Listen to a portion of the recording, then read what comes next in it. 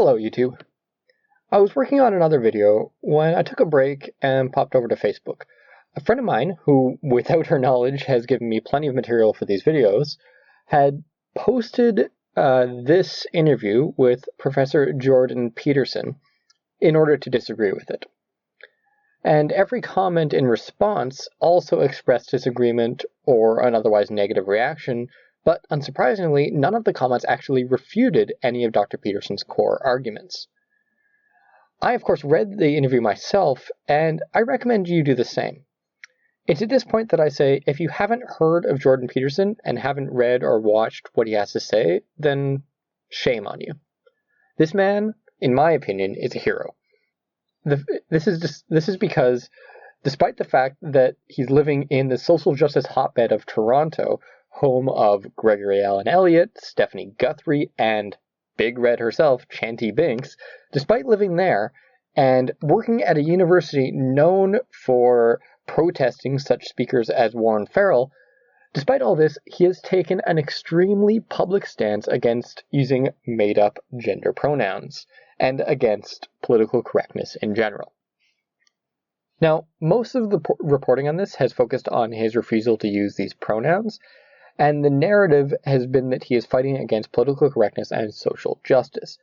And while this is technically true, and is part of what he's doing, that's not the key issue at play, at least from Professor Peterson's perspective. Professor Peterson is an expert in ideology.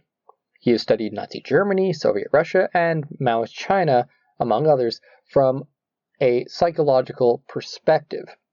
You can check out his YouTube channel where he discusses this in detail, but the key thing he's fighting against is that he sees things happening in Canada that also happened in places like Nazi Germany.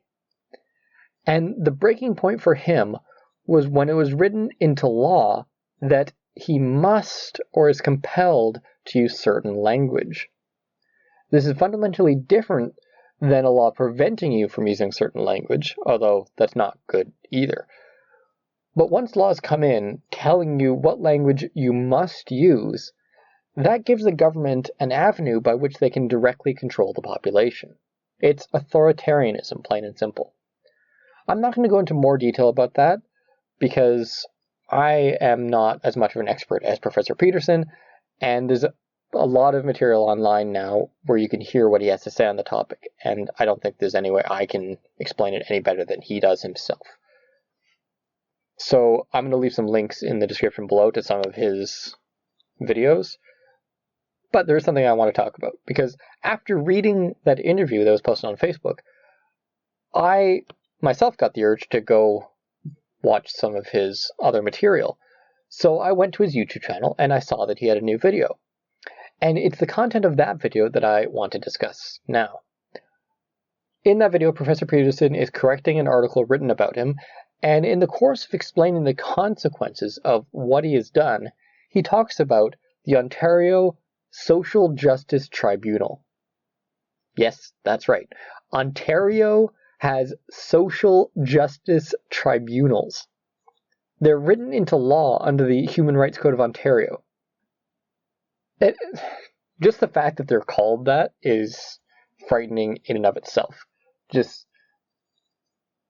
It sounds like something from George Orwell or science fiction or something. It doesn't sound real. It's absurd, but it's real. So Dr. Peterson mentioned in his video some of the rules of these tribunals, but he didn't go into great detail. So what I did is I looked up these rules myself, and we're going to go through them right now.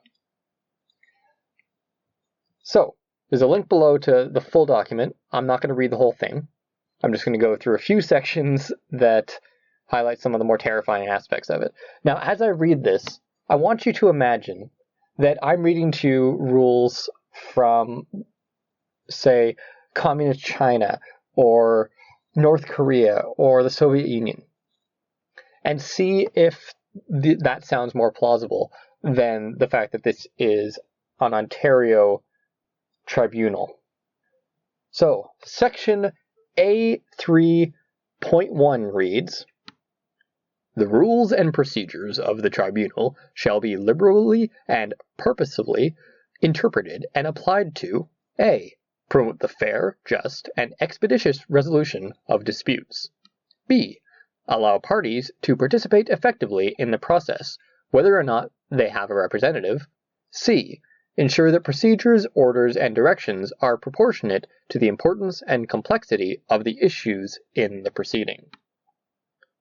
So that sounds all well and good, but then you realize that this tribunal is likely to be run by social justice warriors, who define things like fair and just in very different ways than you or I. Their sense of proportion is also not usually very reasonable, as minor inconveniences are usually spoken of in terms of things like oppression and violence. Section A3.2 reads, Rules and procedures are not to be interpreted in a technical manner. How postmodernist of them. So if, say, a lawyer for someone accused of sexual harassment comes before this tribunal and accuses the tribunal of not following the rules and procedures, the tribunal can simply respond, the rules are not to be interpreted in a technical manner. Wonderful. Section A4.1 reads, the tribunal may exercise any of its powers at the request of a party or on its own initiative, except where otherwise provided. So nobody has to even complain about you for you to be hauled in front of this tribunal. Now, here's where it starts getting truly horrifying. Section A4.2 reads, the tribunal may vary or waive the application of any rule or procedure on its own initiative or on the request of a party, except where to do so is prohibited by legislation or a specific rule. So not only should you not interpret these rules technically, they can simply be waived or changed at the whims of the tribunal. I don't even know where to begin with the problems of that. This is a tribunal that has actual power, that can at the very least levy fines, and they can just waive or change the rules whenever they see fit. Now you see why I was talking, like, this makes more sense if it was in North Korea than in Canada. But we're not done. Now we're going to get into the specific rules, and this is the part that Professor Peterson talked about. So, Section 1.6 reads, the tribunal will determine how a matter will be dealt with and may use procedures other than traditional, adjudicative, and adversarial procedures. Traditional, adjudicative, and adversarial procedures means the court system. So they've given themselves the right to abandon the court system and deal with the matter however they like. Due process? Out the door. Innocent until proven guilty? Who needs it? Questioning witnesses? Of course not. They have given themselves the right to run the tribunal however they see fit.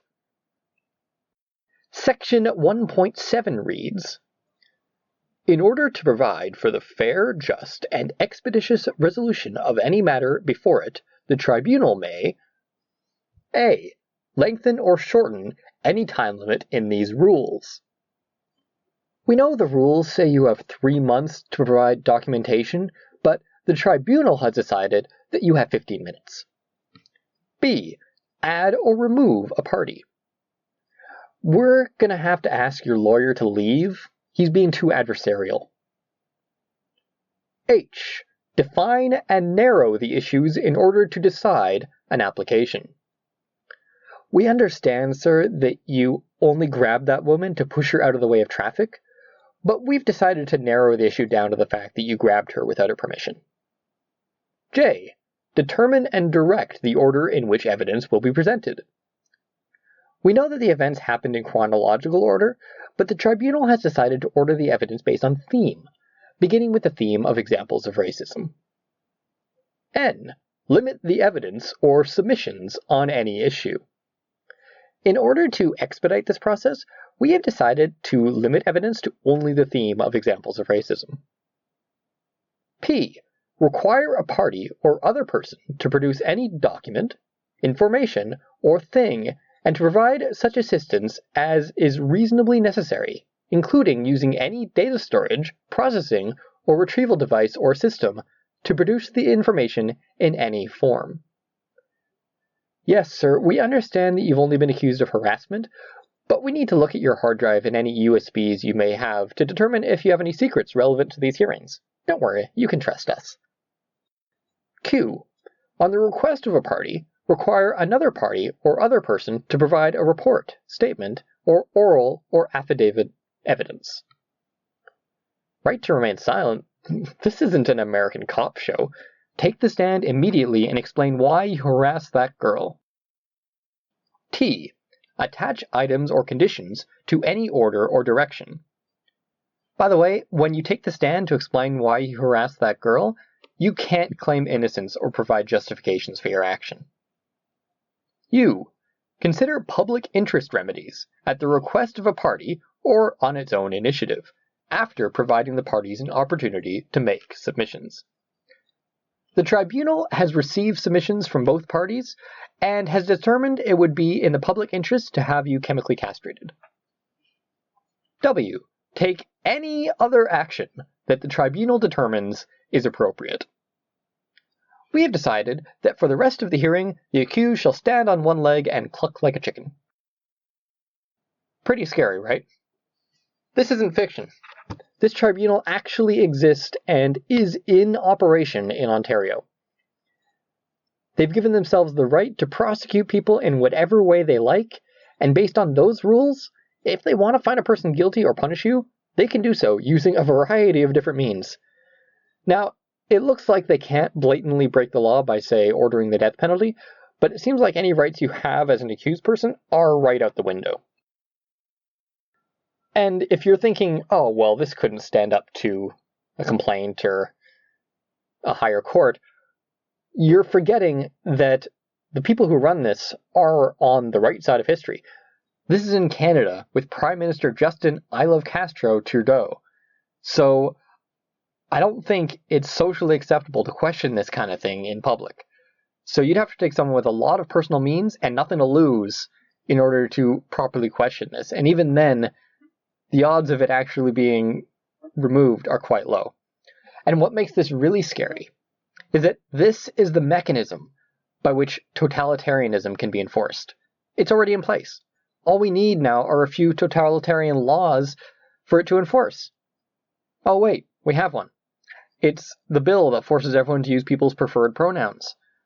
And this is why Professor Peterson is so worried. It's not just that he doesn't want to call people Zer or Zim or other kin pronouns.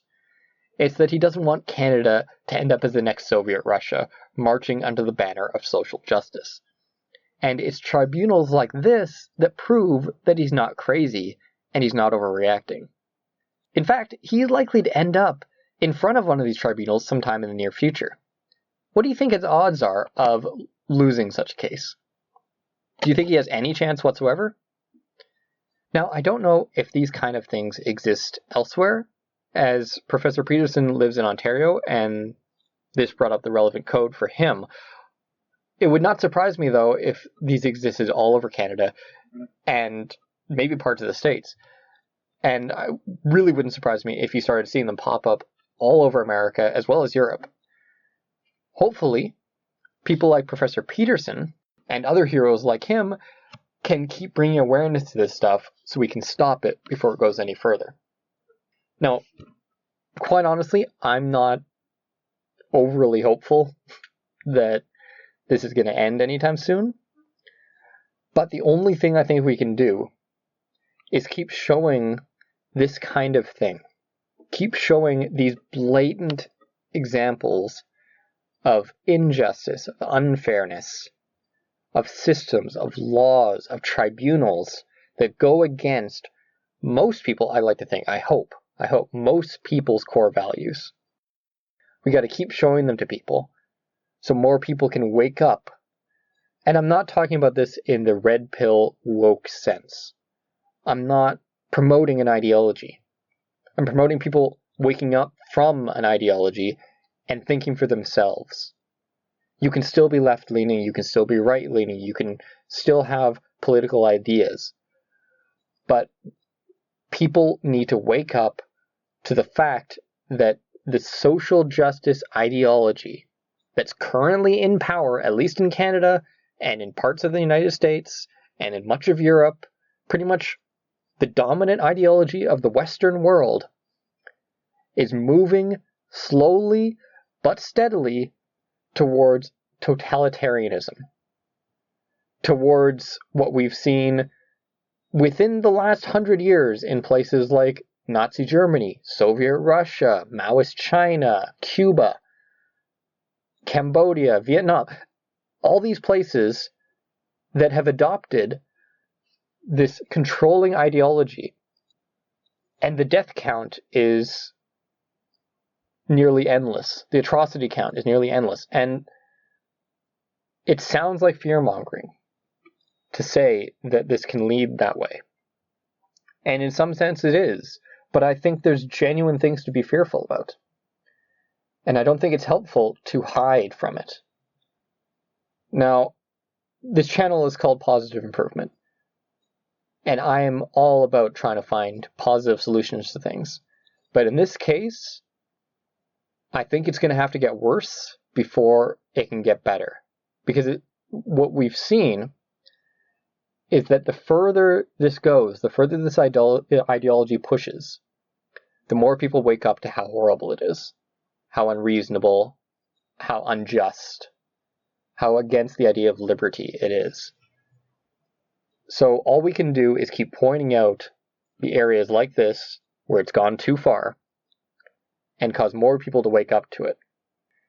Now, on top of that, my fear is that as more people wake up to how horrible this is, it causes them to be pushed to the opposite end of also extremism, also authoritarianism, also identity politics, just a mirror image, an inverse mirror image of it, of social justice, like white nationalism, all that. And that's just as bad. If that got in power, it wouldn't be any better. They'd probably use the exact same tribunal, just call it something else. So I don't think that's the answer either. I know people might accuse me of being a centrist, standing in the middle, not going on either side of the fence. But that's where everyone should be. Everyone should be on one side on some issues, on another side on other issues, decide things issue by issue, and not just be all on one side or all on the other, because that's how you create an other group. That's how you create a group of people that you can hate, and then you can justify doing evil things to them. That's how this shit happens. So we need to stay vigilant. We need to be aware of what's going on. And we just have to hope that enough people with enough influence wake up to this and are able to do something to stop it. So that's all I have to say for now about this. On Positive Improvement, and I wish you all the best.